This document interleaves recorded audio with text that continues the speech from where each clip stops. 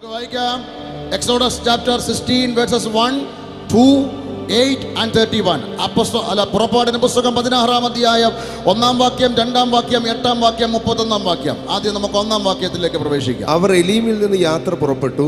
Israel മക്കൾ മിസ്രയീം ദേശത്ത് നിന്ന് പുറപ്പെട്ട് 2-ാം മാസം 15-ാം തീയതി അവരുടെ സംഘമൊക്കെയും എലീമിനും സീനായിക്കും മധ്യേ ഉള്ള സീൻ മരുഭൂമിയിൽ വന്നു. നിൽക്കട്ടെ, ഇസ്രായേൽ മക്കൾ ഇപ്പോൾ ഏലീമിൽ നിന്ന് പുറപ്പെട്ട് ഹല്ലേലൂയ മിസ്രയീം ദേശത്ത് നിന്ന് പുറപ്പെട്ട് ഹല്ലേലൂയ ഇപ്പൊ നിൽക്കുന്നത് ഏലീമിനും സീനായിക്കും മധ്യയുള്ള Sin മരുഭൂമിയിലാണ്. The people of Israel started from Egypt and now they are in between Elim and the desert of Sin.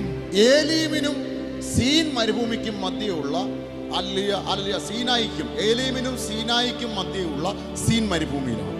That is a desert in midst of Elim and the Mount Sinai. ഇതുവരെ കാണാത്തൊരു scene അവിടെ വെളിപ്പെടുകയാണ്.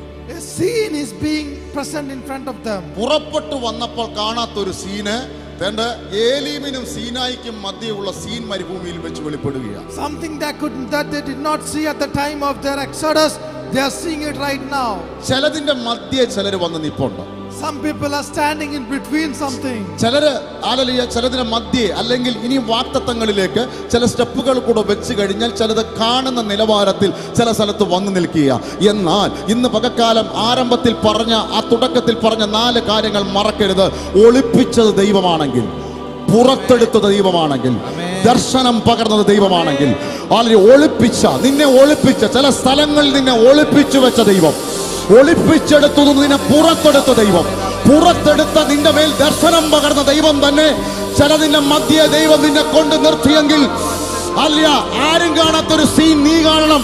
ദൈവം ചിലത് പകരാൻ പോകുന്ന, ദൈവം ചിലത് നിറയ്ക്കാൻ പോകുന്ന ഒരു പുതിയ ലെവലിലേക്ക് ദൈവം ചിലതിനെ കൊണ്ടുപോകാൻ പോകുന്നു എന്ന് ഈ ആദ്യ വാക്യത്തിൽ തന്നെ ആത്മാവിന്റെ ദൂത് പറയുന്നു. God is saying to some people over here, if God has made you hide up, if God has brought you out, if God has given you a vision, He will do miracles in your life.